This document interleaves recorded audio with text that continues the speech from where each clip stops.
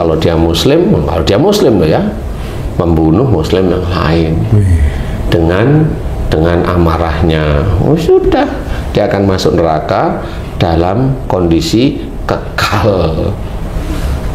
Dua-duanya marah tuh sebenarnya. Nah, di titik inilah yang harus dipahami, jangan marah. Bagimu surga itu harus dipahami. Nah, harusnya gimana? Ya harusnya ya nggak usah lah punya istri siri. Nggak, kamu ngapain tuh? Tak kira membentengi biar nggak marah. Enggak loh. Ini kan kasus sudah terjadi. Ya, makanya saya bilang janganlah punya istri siri. Buat yang lain gitu ya Pak Ustadz ya. Loh, kenapa ngomong yang lain? Ya kan kalau udah terjadi pembunuhan. Loh, kalau saya ngomong janganlah mempunyai istri siri. Jangan mempunyai istri lagi. Ya, janganlah mempunyai istri lagi kalau hanya untuk menomorsatukan nafsu syahwatnya gitu loh. Nah, ini harus dimengerti walaupun dia itu cantik umpamanya. Itu. Iya, Pak. Kalau cantik itu kan udah bingung sendiri kalau melihat itu. Sehingga belajarlah untuk tidak tidak aneh-aneh aja lah ya, karena masalah itu bisa muncul dari sana. Makanya wong punya istri satu aja beban hidup aja muncul terus-menerus setiap saatnya, kok apalagi punya istri dua, apalagi tiga. Emang enak beban hidup di mana-mana. Nanti orang-orang seperti itu dia biasanya akan milih salah satu, nggak mungkin dia tiga-tiganya. Kalau dia tiga-tiganya mah bohong. Hati itu tetap akan berkata beda. Dia tahu sebenarnya bahwa tiga-tiganya atau dua ini nggak bisa saya pilih karena harta saya kayaknya nggak cukup satu. Yang kedua, hati saya nggak nyuka dengan yang tidak suka dengan yang ini, itu bicara sebenarnya. Kan gitu. Lebih baik gimana coba? Lebih baik satu itu hadapi, jalani di jalan Allah aja, sehingga proses kasus seperti koper merah dari Ngawi ini tidak terjadi. Berarti sifat marah itu tidak mau mengenal manusia, itu mau tingkat apa aja tetap marah ya marah, orang itu bisa gitu Pak. Karena orang itu tidak pernah belajar bagaimana mengelola marah yang baik menurut agama. Itu bagaimana mengelola marah itu Pak? Nah, mengelola yang marah kan harusnya paham satu, umpamanya kamu ketemu sama istrimu. Ya, ini di rumah dulu lah. Istrimu menurut kamu jengkelin apa enggak? Itu saya tanya. Waktu itu? Iyalah, waktu titik itu. Misalnya jengkelin. Kamu kan biasanya marah tuh. Marah. Kenapa kamu nggak pikir bahwa, oh istriku ini kan ujian untuk aku ya? Kenapa kamu nggak mikir gitu? Akhirnya harus berpikir begitu. Iya, harus berpikir begitu.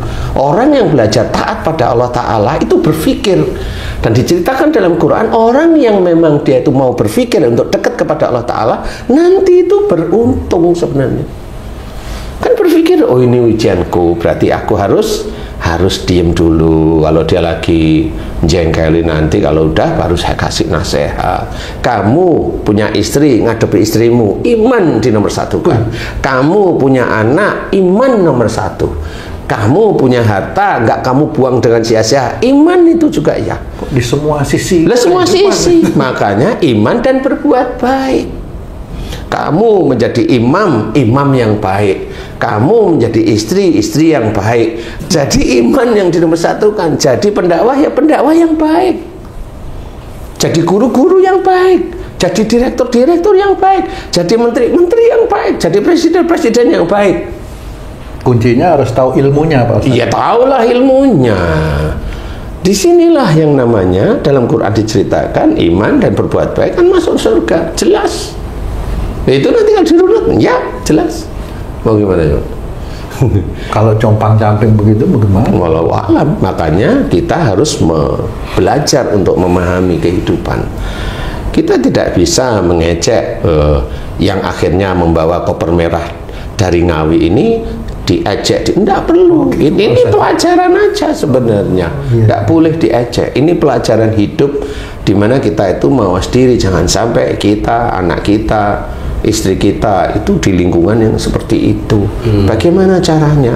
Dekat dengan Allah Ta'ala. Semakin orang itu dekat dengan Allah Ta'ala, imannya kuat, berbuat baik, jauh kok dari dipotong-potong. Jadi intinya seperti itu. Belajar dari kehidupan, itulah ujian dari Allah Ta'ala. Semuanya ujian. Suatu ketidakbaikan di dekat kita itu ujian. Sesuatu yang baik di dekat kita ujian juga. Petunjuk itu, petunjuk bahwa kita mau bagaimana dengan seperti itu. Kamu belajar jadi pinter, pintermu itu ujian bagi kamu. Kamu cari rizki, dapat hartamu itu juga ujian bagimu. Kerjamu itu juga ujian bagimu. Semuanya hidup di dunia ini ujian sebenarnya. Kesalahan-kesalahan orang lain yang diperbuat itu pelajaran buat itu kita. Pelajaran buat kita agar kita tidak mencontoh apa yang dikerjakan, lebih dekat kepada Allah Ta'ala. Insya Allah seperti itu. Makanya la taktub wal jannah itu benar. Karena ada pelajaran di situ sehingga kita tidak boleh mencibir atau mencemooh itu. Tidak boleh. Oh, gitu. Karena pada saat orang melakukan itu takdir yang ditetapkan oleh Allah Ta'ala terjadi. La haula wa la quwata illa billahil aliyil azim. Itu terjadi. Nggak boleh kita itu mencibir. Berarti kita mencibir Allah jadinya kalau takdir itu sudah terjadi. Ya, pinter kamu. Astagfirullah. Pinter kamu. Makanya nggak boleh. Biasa saja. Itu terjadi karena Allah. Seperti karena apa? Ya pasti ada belakangnya dulu laki-laki itu bagaimana, belakangnya dulu si wanita itu bagaimana. Itu insya Allah seperti itu sudah. Dan Allah tidak akan berbuat zalim kepada hamba-hambanya. Pasti itu pasti. Pasti, jelas. Jadi harus kita berpikir ke arah sana. Tidak kita mau menyalahkan satu dengan tidak, tetapi harus pahami itu. Allah tidak berbuat zalim. Harus itu yang kita pahami. Kalau kita sebagai manusia ya prihatin, kenapa itu terjadi itu prihatin. Tapi kalau kita sudah berbicara tentang masalah syariat, ya harus kita luruskan syariat seperti itu. Jadi kalau Allah tidak berbuat zalim pada hambanya itu sendiri yang berbuat zalim kepada dirinya sendiri. Nah, ini mudah-mudahan bisa menjadi gambaran bahwa apa yang diceritakan dalam hadis Nabi la taktub wal jannah itu sebenarnya itu. Harus kita mulai pahami dan mudah-mudahan kita bisa belajar dari keadaan sehari-hari dan lebih meningkatkan keimanan kita pada Allah. Amin ya rabbal alamin. Menjadikan kita lebih bertakwa pada Allah. Amin ya rabbal Allahu a'lam. Alhamdulillah. Alhamdulillah, terima kasih banyak Pak Ustaz penjelasannya.